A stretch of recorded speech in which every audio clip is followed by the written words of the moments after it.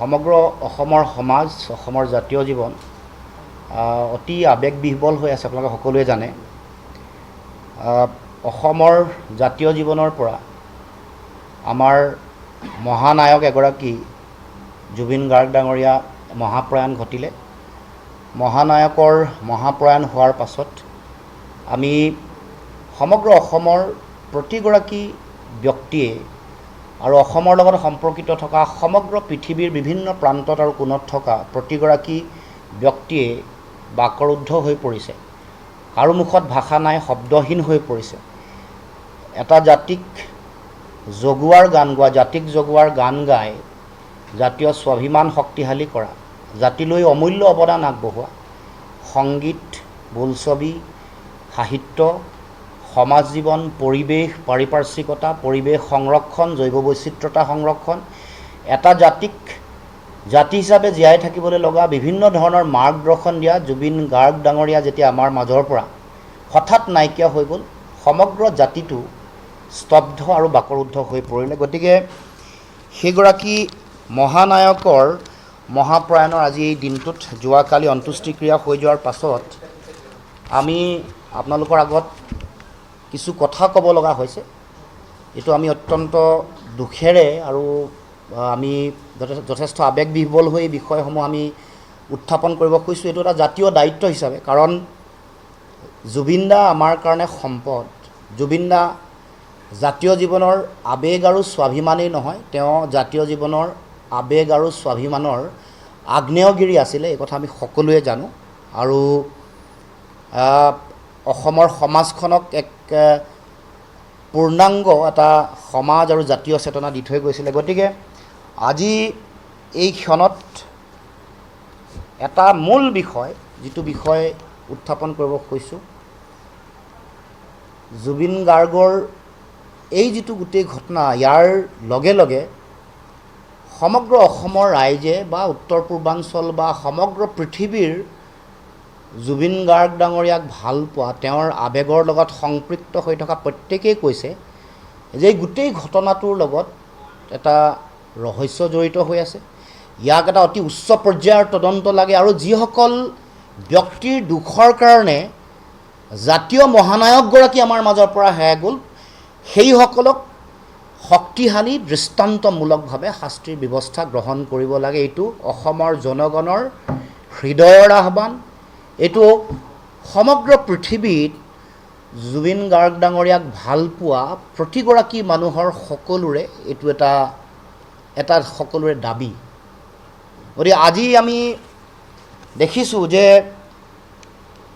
CIDৰ তদন্ত দিয়া হৈছে আৰু তাৰ পাছত ৰাইজে কৈছে যে উচ্চ পৰ্যায়ৰ, তাতোকৈ উচ্চ পৰ্যায়ৰ তদন্ত হ'ব লাগে।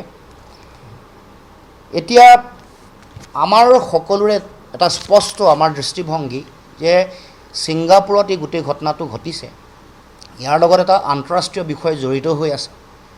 কাৰণ ছিংগাপুৰত ঘটা গোটেই কথা বতৰাবোৰ, ইয়াৰ পুলিচ প্ৰশাসন, ইয়াত হোৱা গোটেই কথা বতৰাবোৰ সাক্ষ্য লোৱা, গোটেই বিষয়টো পুংখানুপুংখভাৱে তদন্ত কৰিবলৈ হ'লে CIDৰ দ্বাৰা সম্ভৱ নহয়। CIDয়ে আজি গোটেই বিষয়টো আগবঢ়াবলৈ হ'লে কেন্দ্ৰীয় গৃহ মন্ত্ৰণালয়, দেশৰ বহি পৰিক্ৰমা মন্ত্ৰণালয়ৰ তেওঁলোকৰ অনুমতি লৈ গোটেই কামটো আগবঢ়াব লাগিব। যিহেতু সমগ্ৰ দেশে, সমগ্ৰ পৃথিৱীয়ে কৈছে, BBC, নিউয়ৰ্ক টাইমছেও এই কথা উল্লেখ কৰিছে, ভাৰতবৰ্ষৰ অতি শক্তিশালী যিসকল সাংবাদিক আছে, যিসকল সংবাদ জগতৰ লগত জড়িত হৈ থকা সম্পাদক যিসকল আছে, তেওঁলোকেও অতি শক্তিশালীভাৱে প্ৰতিবেদন প্ৰকাশ কৰি তেওঁলোকে কৈছে যে জুবিন গাৰ্গ ডাঙৰীয়াক কেৱল মাত্ৰ এগৰাকী গায়ক বা বোলছবি বনোৱা, বোলছবিত অভিনয় কৰা ব্যক্তি হিচাপে ধৰিলে নহ'ব। এটা জাতিক উদ্বুদ্ধ কৰা, উজ্জীৱিত কৰা, লক্ষ লক্ষ কোটি কোটি জনতা ৰাজপথলৈ ওলাই আহিব তেতিয়াহে পাৰিব যেতিয়া হৃদয়ৰ লগত, আৱেগৰ লগত, সমাজ চেতনাৰ প্ৰতিটো বিষয়ৰ লগত এগৰাকী মানুহৰ উশাহ নিশাহৰ লগত তেওঁৰ আদৰ্শ চেতনা জড়িত হৈ থাকিব। গতিকে আমি আজি এই সংবাদমেলৰ যোগেদি আমি ক'ব খোজোঁ যে CBIৰ তদন্ত হ'ব লাগে উচ্চতম ন্যায়ালয়ৰ তদাৰকত। এইটো আমাৰ ফালৰ পৰা দাবী উত্থাপন কৰিছোঁ। আৰু শেহতীয়াকৈ আমি দেখিছোঁ যে যিদিনাখন গোটেই বিষয়টো আহিলে, অসমৰ মুখ্যমন্ত্ৰী ডাঙৰীয়াও সংবাদমেলত সম্বোধন কৰিছে। সম্বোধন কৰোঁতে প্ৰথমে ক'লে যে শ্যামকানু মহন্ত বুলি কোৱা যিগৰাকী ব্যক্তি, সেইগৰাকী ব্যক্তিৰ নাম তালিকাত তেওঁৰ নাম হেনো নাই, 14গৰাকী ব্যক্তি। তাৰ পাছত এটা গোচৰ আহিল, গোচৰটোত 4গৰাকী মানুহৰ নাম তাত সন্নিৱিষ্ট হৈছে, শ্যামকানু মহন্ত, সঞ্জীৱ নাৰায়ণ, সিদ্ধাৰ্থ শৰ্মা আৰু শেখৰ গোস্বামী। এতিয়া আমাৰ প্ৰশ্ন যে মৃত্যু হোৱা 5টা দিন আৰু জুবিন গাৰ্গ ডাঙৰীয়া অসমলৈ আহি পোৱাৰ 4টা দিন সম্পূৰ্ণ হৈছে। এই 5টা দিন সম্পূৰ্ণ হ'ল বা 4টা দিন যোৱাৰ পাছত যিসকল মানুহৰ নাম আহিছে, যিসকল তালৈ গৈছে, তেওঁলোকবোৰ মুকলি আকাশৰ তলত ঘূৰি ফুৰিছে। তেওঁলোকবোৰে আহি সংবাদমেল সম্বোধন কৰিছে, তেওঁলোকে বিভিন্ন সাংবাদিক বন্ধুসকলক তেওঁলোকে ইণ্টাৰভিউ দিছে, কথা বতৰা কৈছে। এই গোটেই কথা বতৰাবোৰ আত্মপক্ষ সমৰ্থন কৰিবৰ কাৰণে তেওঁলোকক সুযোগ দিয়া হোৱা নাইনে? সাধাৰণতে এটা গোচৰ যেতিয়া দিয়া হয়, গোচৰটো ৰুজু হোৱাৰ লগে লগে যাৰ নাম সন্নিৱিষ্ট হয় তেওঁলোকক বিচাৰিব লাগে, তেওঁলোকক কৰায়ত্ব কৰিব লাগে, তেওঁলোকৰ সাক্ষ্য ল'ব লাগে, তেওঁলোকক বিভিন্ন ধৰণৰ মানে ইনভেষ্টিগেশ্যন বা এনকুৱাৰী কৰিবৰ কাৰণে চৰকাৰৰ ফালৰ ব্যৱস্থা গ্ৰহণ কৰিব লাগে। যেতিয়াই তেওঁলোকৰ নাম আহে, তেওঁলোকক যদি বিচাৰি পোৱা নাই, তেতিয়াহ'লে ঘৰলৈ এখন নটিচ পঠাব লাগে, পত্ৰিক নটিচখন দিব লাগে। আমি দেখিছোঁ যে দিল্লীত সিদ্ধাৰ্থ শৰ্মা নামৰ ব্যক্তিগৰাকী অহা বুলি মুখ্যমন্ত্ৰীয়ে নিজেই কৈছে, লগ পোৱা বুলি কৈছে, কৰায়ত্ব কিন্তু নকৰিলে। অসমৰ আকাশত যিসকল মানুহ তালৈ গৈছিলে, বহুতৰ নাম গোচৰত নাই, সেইসকলকো মাতি আনি মতাৰ দায়িত্ব হয়নে নহয়? সেইসকলকো মাতি আনিব লাগিব। যাৰ নাম সন্নিৱিষ্ট হৈছে তেওঁলোকেও আজি সংবাদমেলত তেওঁলোকৰ কথা কৈ আছে, যোৱা 3 দিন ধৰি নিৰৱচ্ছিন্নভাৱে কৈ আছে। আজিও কোনোবাই সংবাদমেল দিবলৈ ওলাইছে। এইটো কেনেকুৱা ধৰণৰ কথা? তাৰমানে মুখ্যমন্ত্ৰীৰ লগত ঘনিষ্ঠ সম্পৰ্ক থকাৰ সুবাদতে, মুখ্যমন্ত্ৰীৰ নিকট, মুখ্যমন্ত্ৰীৰ ঘনিষ্ঠ আৰু মুখ্যমন্ত্ৰীৰ পাকঘৰৰ মানুহ হোৱাৰ কাৰণেই এইসকল ব্যক্তি হাৰি গৈছে নেকি, এই প্ৰশ্ন আমি উত্থাপন কৰিব খুজিছোঁ। এইটো আমি জানিব খুজিছোঁ, অসমৰ ৰাইজে জানিব খুজিছে। এই 4 দিন বা 3 দিন বা এই 5 দিন কিয় বিলম্ব কৰা হৈছে? ইয়াৰ কাৰণ কি? আৰু তেওঁলোকক কিয় কৰায়ত্ব কৰা হোৱা নাই? তেওঁলোকক কিয় চাওক, জানিব, এইটো সকলোৱে জানে, আপোনালোকেও আইন জানে, আমিও জানো। যেতিয়াই কাৰোবাৰ বিৰুদ্ধে অভিযোগ আহে, অপৰাধী বুলিতো এতিয়াও হোৱা নাই, কিন্তু অভিযোগ যিহেতু আহিছে, সকলো ৰাইজৰ সন্দেহ আছে, তেওঁলোকক ধৰিব লাগে।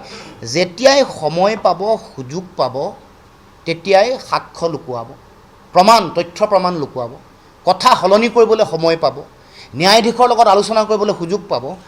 আৰু মুখ্যমন্ত্ৰীয়ে যিটো কথা দিল্লীৰ পৰা আহি অসমত আহি কৈছে যে তেওঁ ঘৰৰ পৰিয়ালৰ মানুহৰ পৰা কোৱাৰ কাৰণেই নধৰিলোঁ, এইটো কেতিয়াও আইনৰ দৃষ্টিভংগীৰে কেতিয়াও উচিত হোৱা নাই, উপযুক্ত হোৱা নাই। এইটো ন্যায়িকভাৱে এটা অক্ষমনীয় কথা এটা মুখ্যমন্ত্ৰীয়ে কৈছে। গতিকে আমি ক'ব খোজোঁ যে যাৰ বিৰুদ্ধে আঙুলি উঠিছে, যাক সন্দেহ কৰা হৈছে, যাৰ বিৰুদ্ধে গোচৰ আছে, তেওঁলোকক কৰায়ত্ব কৰিব লাগে আৰু তেওঁলোকক কৰায়ত্ব কৰি তেওঁলোকৰ বিৰুদ্ধে বিচাৰ হ'ব লাগে আৰু কঠোৰৰ পৰা কঠোৰ শাস্তি ব্যৱস্থা গ্ৰহণ কৰিব লাগে। অসমৰ মাজৰ পৰা চক আমাৰ প্ৰাণ, অসমৰ জনগণৰ হৃদস্পন্দন, আমাৰ আৱেগ, আমাৰ স্বাভিমান, জাতীয় জীৱনৰ অপূৰণীয় ক্ষতি কৰি যোৱা এটা বিশাল শূন্যতা সৃষ্টি কৰা আমি আজি কৈছোঁ আপোনালোকৰ আগত, আমি কওঁ যে জুবিন গাৰ্গ এটা পুণ্যাত্মা। গতিকে এই পুণ্যাত্মাগৰাকী মহাপ্ৰয়াণৰ পাছত জনগণৰ যিটো স্বাভাৱিক যিটো আহ্বান, যিটো দাবী, এইটো মুখ্যমন্ত্ৰীয়ে কিয় কথাটো গুৰুত্ব দিয়া নাই? এইটো কিয় তাৎক্ষণিকভাৱে কাৰ্য ব্যৱস্থা ৰূপায়ণ কৰা নাই? আমি আজি পুনৰ কৈছোঁ, এইটো পুণ্যাত্মা, এইটো সুপ্ৰিম চ'ল, জুবিন গাৰ্গ সুপ্ৰিম চ'ল, পুণ্যাত্মা। গতিকে ইয়াক লৈ মই আহ্বান জনাইছোঁ যাতে কোনো কাৰণতে হিনদেৰি নকৰে, কোনো কাৰণতে ডিলে নকৰে, কোনো কাৰণতে নিজৰ ব্যক্তিগত সম্পৰ্ক, ঘনিষ্ঠতা, আত্মীয়তা, পাকঘৰৰ মানুহ, এইবোৰৰ দোহাইত যাতে তেওঁলোকে হাৰি যাব নোৱাৰে, তাৰ কাৰণে কিন্তু শক্তিশালী ব্যৱস্থা গ্ৰহণ কৰিব লাগিব। এইটো আমি দাবী উত্থাপন কৰিব খুজিছোঁ। এতিয়া বিভিন্ন মানুহ ইয়াত অসমত মানে অমৃতপ্ৰভা মহন্ত গৈছে, সন্দীপন শৰ্মা গৈছে, এইসকলক মাতি আনি তেওঁলোকক সোধপোছ কৰাৰ দায়িত্ব অসম চৰকাৰ নাই নেকি? গৃহ বিভাগৰ নাই নেকি? মই সেইকাৰণে আজি CBIৰ তদন্ত দাবী কৰিছোঁ উচ্চতম ন্যায়ালয়ৰ তদাৰকত, তেওঁলোকৰ মনিটৰিঙত হ'ব লাগে। আৰু CBI হ'লে গোটেই কথাটো এখন বহিৰাষ্ট্ৰত হোৱা গোটেই কথা বতৰাব। আৰু যদি এই সুযোগটো আছে, তাতো এটা গোচৰ ৰুজু হৈছে, ছিংগাপুৰতো এটা গোচৰ ৰুজু হৈছে। সেই গোচৰটোতো ভাৰত চৰকাৰে দেশৰ প্ৰধানমন্ত্ৰী, দেশৰ গৃহমন্ত্ৰী, দেশৰ বহিঃপৰিক্ৰমা মন্ত্ৰী এগৰাকী ৰাজ্যিক মন্ত্ৰী অসমৰে আছে, তেওঁলোকেও ছিংগাপুৰ চৰকাৰৰ লগত কথা পাতিব লাগে। তেওঁলোকৰ লগত কথা পাতি তাত ঘটনাটো যিহেতু হৈছে, প্লেচ অফ অকাৰেঞ্চ বুলি যিটো কয়, য'ত ঘটনাটো ঘটিছে, যিখন সাগৰত হৈছে, যিটো দ্বীপৰ কাষত হৈছে, যিখন য়ৰ্টত তেওঁলোক উঠি গৈছিলে, যোনে য়ৰ্টখন বুক কৰিছিলে, বুক কৰি যোনে টকা দিছে, যোনে লগত লৈ গৈছে, যোনে লগত খাইছে, যোনে লগত তেওঁলোকক সাঁতুৰিবলৈ তেওঁক কৰিছে, সকলো মানুহ ইয়াত তদন্তৰ আওতালৈ আহিব লাগিব। কোনো এগৰাকী বাচি যাব নোৱাৰে, এইটো স্পষ্ট কথা।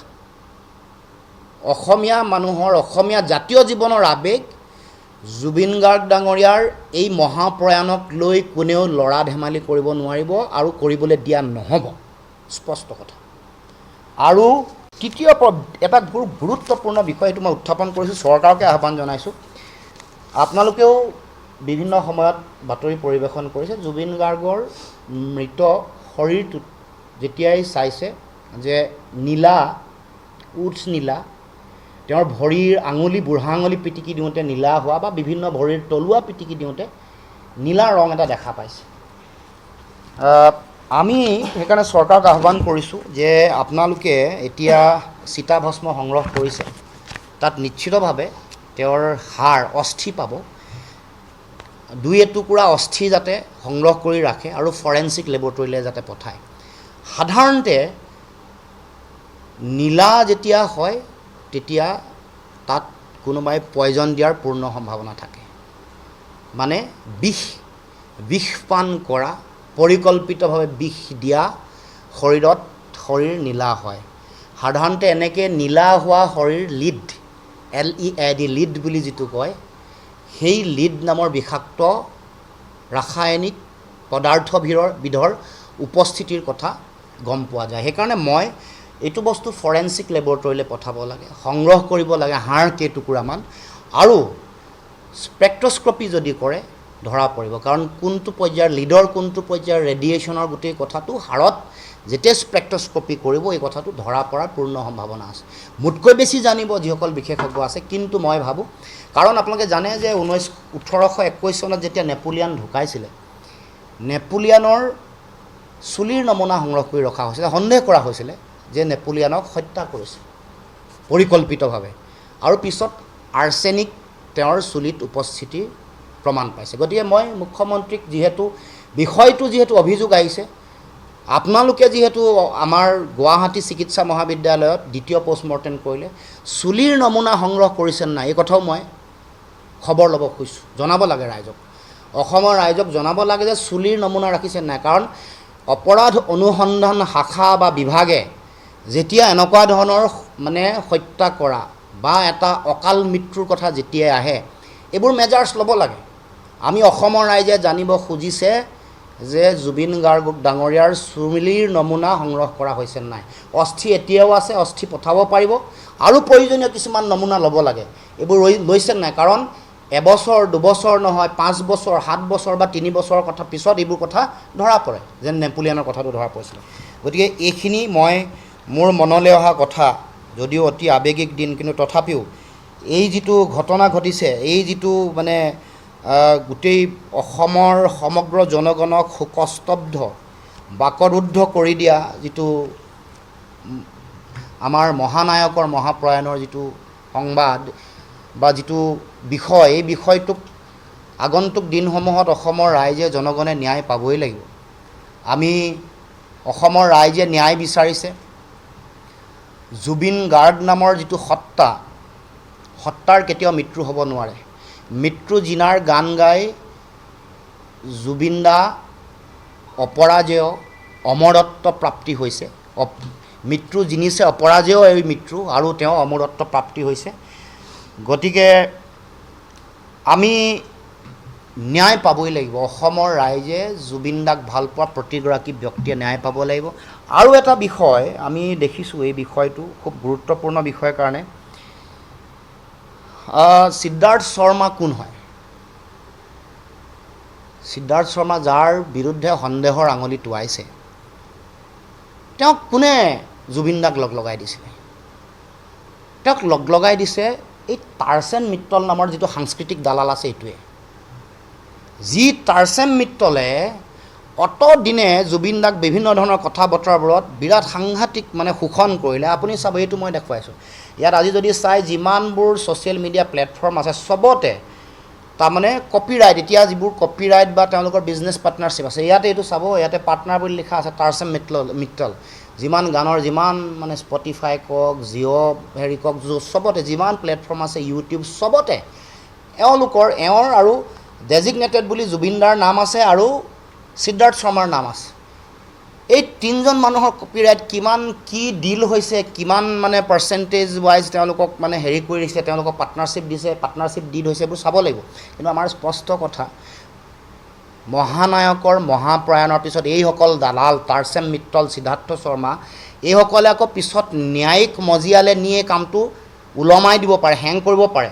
গতিকে অসমৰ ৰাইজৰ ওচৰত সেইসকল জবাবদিহি হ'ব লাগিব। আৰু কোনো কাৰণতে অসমৰ জনগণে বিচৰা নাই যে এনেকুৱা সাংস্কৃতিক দালাল কিছুমানে এই জুবিন গাৰ্গ নামৰ সত্তাটোক ব্যৱহাৰ কৰি যি দালালি কৰিলে, যি অপৰাধ কৰিছে, জাতীয় অপৰাধ কৰিছে, সেইসকলকো তদন্তৰ আওতালৈ আনিব লাগে। অকল সিদ্ধাৰ্থ শৰ্মাতে সীমাবদ্ধ ৰাখিলে নহ'ব। মুখ্যমন্ত্ৰীক ক'ব খোজোঁ, এই তাৰচেন মিত্তলক অসমৰ মুকলি আকাশত কোনে দপদপাই ঘূৰি ফুৰিবলৈ দিছে? তেওঁলোকেই জুবিন গাৰ্গ ডাঙৰীয়াক আজি নি এই অৱস্থা কৰিলে, তেওঁলোকৰ পৰিচ্ছন্নতাতে। আৰু এইবোৰ দেখা পাব, এই কপিৰাইট, বিভিন্ন কথা বতৰা, তাৰচেন মিত্তল, সিদ্ধাৰ্থ শৰ্মা, এইবোৰ বনিয়াই আহি আমাৰ জাতীয় স্বাভিমান আৰু জাতীয় সত্তাটোক এনেকুৱা ধৰণৰ এটা পৰিৱেশৰ মাজলৈ ঠেলি দিলে। গতিকে মই বিনম্ৰতাৰে আহ্বান জনাইছোঁ মই দেশৰ প্ৰধানমন্ত্ৰীৰ প্ৰতি মোৰ বিনম্ৰ আহ্বান যে আপুনি দেখিছে যে অসমত কি চলিছে। অসমত জুবিন গাৰ্গৰ মহাপ্ৰয়াণত কেনেকৈ লক্ষ লক্ষ কোটি কোটি জনতা আহি এই যাত্ৰাত চামিল হৈছে। তাৰপিছত সেই কথা উপলব্ধি কৰাৰ পাছত আপুনি আপোনাৰ দায়িত্ব যিটো আছে, সেই দায়িত্ব পালন কৰক। বিশেষত ইয়াৰ লগত জড়িত অপৰাধী, ইয়াৰ লগত জড়িত হৈ থকা যিসকল ব্যক্তি আছে, সেইসকলক কঠোৰৰ পৰা কঠোৰতম শাস্তি দিবৰ কাৰণে ব্যৱস্থা গ্ৰহণ কৰক। CBIৰ তদন্তৰ বিষয়টো উদ্যোগ লওক, উচ্চতম ন্যায়ালয়ৰ তদাৰকৰ কথাটো গুৰুত্ব সহকাৰে লওক, আৰু অসমৰ জনগণৰ এই আৱেগক প্ৰকৃত মূল্যায়ন কৰক আৰু ন্যায় দিয়ক। যিসকলৰ বিৰুদ্ধে অভিযোগৰ আঙুলি উঠিছে, যিসকলৰ বিৰুদ্ধে গোচৰ আছে, যিসকলৰ বিৰুদ্ধে গোচৰ ৰুজু কৰা হৈছে, গোচৰ ৰেজিষ্ট্ৰেশ্যন কৰা হৈছে, পঞ্জীয়নভুক্ত হৈছে, আৰু যিসকল ব্যক্তিৰ নাম আহিছে, তেওঁলোকে কেনেকৈ মুকলি আকাশৰ তলত ঘূৰি ফুৰিছে। ইয়াৰ কাৰণ সেইসকল ব্যক্তিৰ মুখ্যমন্ত্ৰীৰ লগত থকা ঘনিষ্ঠতা নেকি, নিকট নেকি, তেওঁলোক পাকঘৰৰ মানুহ নেকি, এইবোৰ কথা তেওঁলোকৰ পৰিয়ালৰ মানুহ অতি গুৰুত্বপূৰ্ণ। অসমৰ বিশ্ববিদ্যালয়ৰ উপাচাৰ্য, কোনোবা আগৰ DGP, তেওঁলোকো ভাল ভাল অফিচিয়েল দায়িত্বত আছে, বিভিন্ন ধৰণে সম্পৰ্কিত। এইবোৰ কথা আপোনালোকে জানে, মই আজি নাম ক'ব খোজা নাই, কাৰণ গোটেই বিষয়টো ৰাইজক ন্যায় দিয়াৰ দায়িত্ব চৰকাৰৰ। এতিয়া শ্যামকানু মহন্ত বুলি কোৱা যিগৰাকী মানুহ, তেওঁ ছিংগাপুৰত আছে। ছিংগাপুৰত তেওঁক কিয় বন্দী কৰি ৰখা হোৱা নাই? তেওঁ তাত কিয়, বা তেওঁক আনিবলৈ কিয় ব্যৱস্থা কৰা হোৱা নাই? তেওঁ পলাতক নেকি? যদি পলাতক, তেতিয়াহ'লে পলাতক বুলি ঘোষণা কৰিব লাগে। গোচৰ ৰুজু কৰিছে, আজিলৈকে নটিচ দিলেনে ঘৰত? তেওঁলোক নাই, শ্যামকানু মহন্ত নাই, আৰু কোনোবা নাই, সিদ্ধাৰ্থ শৰ্মা নাই। তেওঁলোকৰ ঘৰত নটিচ হৈছে নেকি? য'ত থাকে ঘৰৰ পৰিয়ালক নটিচ দিছে নেকি? আজি অসমৰ মুকলি আকাশত যিসকলে আছে, তেওঁলোকেতো সংবাদ মাধ্যমৰ আগত সদায় কথা কৈয়ে আছে, যোৱা 2-3 দিন ধৰি আপোনালোকে প্ৰচাৰ কৰি আছে। তেওঁলোকক কিয় কৰায়ত্ব কৰা হোৱা নাই? তাৰমানে এইটো অহৈতুকী প্ৰীতিটো কিয়? মই বুজি পোৱা নাই, কি কথা আচলতে, ইয়াৰ ৰহস্য কি? তাৰমানে কিয় তেওঁলোকক আৰে আমি ৰাইজে, মই যোৱাকালিলৈকে একো কথা কোৱা নাই এইটো কাৰণে, কাৰণ আমি আৱেগিক হৈ আছোঁ।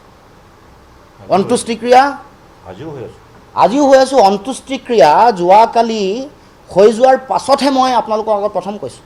এইকেইটা দিন মই নিজকে সংযম কৰি ৰাখিছোঁ, এই বিষয়বোৰ অনা নাই। কিন্তু মোৰ প্ৰতি মুহূৰ্তত, প্ৰতি নিয়ত মোক সেই কথাকেইটাই খুন্দিয়াই আছে, খুন্দা মাৰি আছে। মোৰ মনত সেই প্ৰশ্নকেইটা বাৰে বাৰে আহিছে, কিয় চাৰিওফালে পিটাই ফুৰিছে গোটেই মুকলি আকাশৰ তলত চাৰিওফালে সংবাদ মেল দিব পাৰে, সাংবাদিকসকলক সম্বোধন কৰিব পাৰে, নিজৰ চাফাই গাব পাৰে।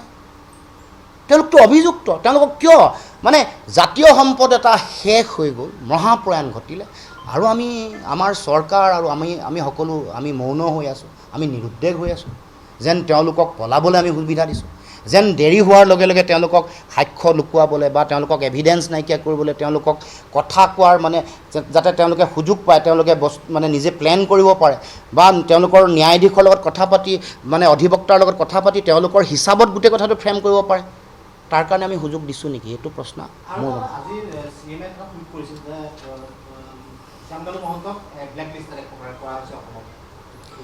সেইটোতো আৰু সৰু কথা। ঠিকাদাৰবোৰকো পইচা নিদিয়াকৈ বন্ধ কৰি ৰাখে। এইবোৰ পইচা অতদিনে তেওঁলোকে দালালি কৰি আমাৰ পইচা শ কোটি টকা নি আছে, আৰু আমি অতদিনে একো কৰা নাছিলোঁ। ৰাইজৰ বহুদিনৰ পৰাই অভিযোগ আছিলে এইসকল ব্যক্তিৰ বিৰুদ্ধে। এইসকল ব্যক্তিয়ে অসমৰ আৱেগক লৈ, আমাৰ জাতীয় স্বাভিমান, আমাৰ লোককৃষ্টি সংস্কৃতিৰ সোণহেৰীয়া মেটমৰাল ভঁৰালটোক লৈ তেওঁলোকে বেপাৰ কৰিব, আৰু আমাৰ পইচা লৈ যাব, জনতাৰ টকা পইচা লৈ যাব, আৰু চৰকাৰেও মৌন হৈ পইচা দি থাকিব। এইটো হ'ব ন? আজি বন্ধ কৰি বাহ লোৱাৰ কোনো যুক্তি নাই। তদন্ত হ'ব লাগে, আৰম্ভণিৰ পৰা কোনে ইমান টকা উলিয়াই দিলে। এতিয়া নহয় 2001 চনমানৰ পৰা তেওঁলোকক পইচা দি আছে। এইবোৰ 14 চনৰ পৰা, যিমান চনৰ 14 চনৰ পৰা হ'লেও 10 নে 11 বছৰ হৈছে। এটা দশক ধেমালি কথা নেকি? অকল অসম চৰকাৰৰ পইচা নহয় নহয়, কালচাৰেল এফেয়াৰ্ছ মিনিষ্ট্ৰী, উত্তৰ পূৰ্বাঞ্চলৰ সকলো চৰকাৰৰ পইচা, চেণ্ট্ৰেল গভৰ্ণমেণ্টৰ বস্ত্ৰ মন্ত্ৰণালয়ৰ, তাৰপিছত সাংস্কৃতিক মন্ত্ৰণালয়, ডনাৰ মন্ত্ৰণালয়ৰ, চবৰ পইচা নিছে। এইবোৰ শ্বেতপত্ৰ প্ৰকাশ হ'ব লাগে। তেওঁ শ্যামকানু মহন্তই কেতিয়াবা, আৰু এইবোৰ অভিযোগো আহিছে, তেওঁ নেপকুৰ অধ্যক্ষ নে ডাইৰেক্টৰ হৈ থাকোঁতে তেওঁক ঠিকা দি দিয়া আছিলে, তেওঁ কোম্পানীক 100 মেগাৱাটৰ মানে হেৰি কি কয় হাইড্ৰ' পাৱাৰ প্ৰজেক্ট। এইবোৰ অইল NRL, ONGC, IOCL চবৰে পইচা লয়, গেইলৰ পইচা লয়, চবৰে পইচা লয়, চব ফুল শ্বেতপত্ৰ একদম ডে ওৱানৰ পায়। এইকেইটাক অকল ব্লেক লিষ্টেড কৰি দিলে আৰু নিদিওঁ বুলি নহ'ব। এইবোৰ আমাৰ টকা পইচা নি এইবোৰ প্ৰগ্ৰেম পাতিলে, তাৰপাছত আমাৰ সম্পদ এটা হেৰাই গ'ল, কোনো ধৰণৰ ব্যৱস্থা নাই। যিগৰাকী মানুহ অসুস্থ হৈ আছে, যিগৰাকী মানুহক ডক্টৰে কৈছে আপুনি পানী আৰু জুইলৈ নাযাব, তেওঁৰ শেহতীয়াকৈ কিছুদিনৰ আগত আমি সকলোৱে চাবলৈ গৈছিলোঁ, ল'ব লগা ন্যূনতম কেয়াৰ আছে নাই? তেওঁতো আমাৰ সম্পদ। কিছুমানে দালালে নি মানে তেওঁক মানে হেৰি কৰিব, সেইটোতো কোনো কাৰণ হ'ব নোৱাৰে। প্ৰটেকশ্যন মানে নিৰাপত্তা দিয়া, তেওঁক জীয়াই ৰখা, সত্তাটোক ধৰি ৰখা আমাৰ জাতিটোৰ, আমাৰ প্ৰতিগৰাকী মানুহৰ দায়িত্ব নহয়নে? গতিকে ব্লেক লিষ্টেড কৰিয়েই মুখ্যমন্ত্ৰী চৰকাৰে দায়িত্ব সামৰিলে নহ'ব। তদন্ত হ'ব লাগে, ডে ওৱানৰ পৰা যিমান পইচা দিছিলে, ক'ত পইচা দিছিলে, শ্বেতপত্ৰ প্ৰকাশ হ'ব লাগে, আৰু সেইবোৰৰ ফাইনেন্সিয়েল যিবোৰ এনামলিজ আছে এইবোৰে আমাক গোটেই আমাক মানে আমাৰ টকা পইচা, আমাৰ অসমৰ মানুহৰ, অসমীয়া মানুহৰ টকা পইচা নি হৰাধ কৰিব, আৰু এনেকৈ আমাৰ মহানায়কগৰাকীৰ জীৱনটোক তেওঁ মানে এই অন্যায় কৰিব, এইটো গ্ৰহণীয় নহয়, আনএকচেপ্টেবল, কোনো কাৰণতে গ্ৰহণীয় নহয়। চক কি কয় মুখ্যমন্ত্ৰীয়ে নিশ্চয় জানিব, কিন্তু মই ক'ব খোজোঁ যে এতিয়া আমাৰ ন্যায় প্ৰাপ্তিৰ সময়। অসমৰ জনগণক ন্যায় দিব লাগে। প্ৰত্যেকৰে এই আৱাজটো আছে, ঐক্যবদ্ধ আৱাজ।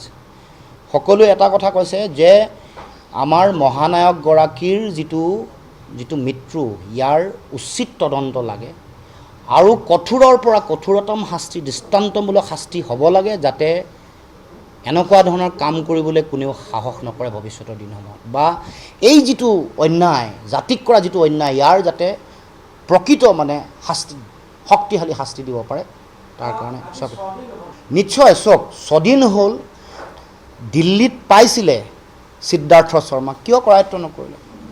আপুনিতো আইনৰ শাসনৰ কথা কৈছে, আপুনি আইনক মানে দেশৰ সাংবিধানক মানে, আইনেতো কেতিয়াও পাৰ্মিশ্যন দিয়া নাই যে যাৰ বিৰুদ্ধে অভিযোগৰ আঙুলি উঠিছে তেওঁক আপুনি লগ পোৱাৰ পিছত এৰি দিব। আপুনি আইনৰ ৰক্ষক। তেওঁলোকে এই সময়ত নিজৰ এভিডেন্সটো নাইকিয়া কৰিবলৈ সময় পাব, তেওঁলোকে সাক্ষ্য সলনি কৰিবলৈ সময় পাব, ভাবিবলৈ সময় পাব, তেওঁলোকে বস্তুটো নিজৰ ধৰণে ডিজাইন কৰিবলৈ সময় পাব, তেওঁলোকক অধিবক্তাই বা কোনোবা তেওঁলোকৰ বন্ধু অধিবক্তাৰ লগত কথা পাতিবলৈ সুযোগ পাব, সুযোগ উলিয়াই তেওঁলোকে গোটেই বস্তুটো প্লেচ কৰিবলৈ সুযোগ পাব। গতিকে এই 6টা দিনত মই ভাবোঁ যে এনেকুৱা অফুৰন্ত সুযোগ দিয়া গৈছে। কিয় দিয়া গৈছে এইটো দুৰ্ভাগ্যজনক আৰু ৰহস্যজনক। দাদা এটা পথ কমপ্লেক্স কৰি গুৱাহাটী মহানগৰীৰ এখন হোটেল যেতিয়া জুবিন গাৰ্গৰ এই ঘটনা হ'ল হঠাৎ তাত এখন বেনাৰ মাৰি দিয়া হ'ল যে এই হোটেলখনৰ লগত সিদ্ধাৰ্থ শৰ্মাৰ কোনো আচলতে মালিকী স্বত্ব নাই, তেওঁ তাতে এডভাৰ্টাইজ আৰু মেনেজমেণ্টৰ কাম কৰিছিল বুলি এখন হোটেলে এইকেইদিন বেনাৰ মাৰি থৈছিলে। আজি সেই হোটেলখন খুলিছে আৰু হোটেলখনৰ কথা এটাই যে তাত সিদ্ধাৰ্থ শৰ্মা যোৱা 11 মাহে জড়িত হৈ আছিল আৰু তাত জুবিন গাৰ্গক 2-3বাৰ গৈছিল। জুবিন গাৰ্গক দেখুৱাই সিদ্ধাৰ্থ শৰ্মাই কোৱেতো টকা ঘটিলেই এতিয়া হোটেল এই যিখন হোটেলৰ কথা আহিছে এই হোটেলৰ যিগৰাকী স্বত্বাধিকাৰী বুলি কোৱা হৈছে কোনোবা এগৰাকী কৌৰ মহিলা, গতিকে এই গোটেই সামগ্ৰিক বিষয়বস্তুতে এইবিলাক তদন্তৰ অটলা নিশ্চিতভাৱে সকলো কথা তালিকা প্ৰকাশ হৈছে, ক'ত হোটেল আছে, ক'ত বটলৰ ব্যৱসায় আছে, ক'ত কিমান পইচা ইনভেষ্টমেণ্ট কৰিছে, কি কৰিছে, সকলো পুংখানুপুংখভাৱে তদন্ত হ'ব লাগিব। মানে জুবিন গাৰ্গ নামৰ সত্তাগৰাকীক ব্যৱহাৰ কৰি কোনেও আনডিউ এডভান্টেজ বুলি যিটো কয়, তেওঁলোকে নিজে যিটো এডভান্টেজ ল'ব খোজা, তেওঁতো আমাৰ জাতীয় জীৱনৰ মহানায়ক, তেওঁক কোনোবাই ব্যৱহাৰ কৰা কথা কোনো কাৰণতে গ্ৰহণীয় নহয়। এই ব্যৱহাৰ কৰা বুলি ৰাইজে অভিযোগ আনিছে, চব ৰাইজে কৈছে যে তেওঁক এনেকৈ কৰা হ'ল, এইবোৰ তেওঁৰ সুযোগ লৈ এইবোৰ কাম কৰিছে, কিন্তু কৰিবলৈ দিয়া নহ'ব। আৰু টাৰচেম মিত্তল বুলি কোৱা দালালটোৰ কথা কোনেও আলোচনা কৰা নাই। টাৰচেম মিত্তলে সিদ্ধাৰ্থ শৰ্মা বুলি কোৱাটোক মানে লগাই দিছে। জুবিন গাৰ্গ ডাঙৰীয়াক লগাই দিয়া মেইন কালপ্ৰিট যিটো, এইটো হৈ গ'ল টাৰচেম মিত্তল, সাংস্কৃতিক দালাল এটা। এইগৰাকীক আজিলৈকে কোনো কৰাই তাকে হেৰিলৈ অনা নাই, কোনেও তদন্তলৈ আহিব লাগে, নাম আহিব লাগে আৰু শাস্তিৰ ব্যৱস্থা হ'ব লাগে। আৰু জুবিন গাৰ্গৰ সৃষ্টিত তেওঁ কপিৰাইট ল'ব নোৱাৰে নহয়, এইটো অধিকাৰ নাই। সম্পদ আমাৰ জুবিন দাই সৃষ্টি কৰা গানসমূহ আমাৰ জাতিটোৰ সম্পদ, তাত কোনোবা বনিয়াই এইটো কপিৰাইট ল'বলৈ ক'ত অধিকাৰ পালে? বন্ধ কৰিব লাগিব। আৰু এইবোৰ যদি কেনেবাকৈ ন্যায়িক হেৰিলৈ যায়, কিন্তু অসমে নিস্তাৰ নিদিয়ে, কোনো ৰাইজে নিস্তাৰ নিদিয়ে। অসমীয়া জনগণৰ ক্ষোভৰ যিটো স্ফুলিংগ বুজি পোৱা নাই বনিয়া গোষ্ঠীয়ে, কৈ দিব খুজিছোঁ, এইবোৰ মানে অসমৰ ৰাইজে কাকো খাতি বাতি নকৰিব, কথা স্পষ্ট কথা। তাৎক্ষণিকভাৱে এইবোৰ চব ক্লেৰিফাই কৰি চব আমাৰ মহানায়কগৰাকীক এইবোৰ সকলো ন্যায় দিয়ক আৰু সকলো কৰি দিয়ক, এইবোৰ খেলি মেলি নকৰিব। Stay informed, stay ahead. News NE 365.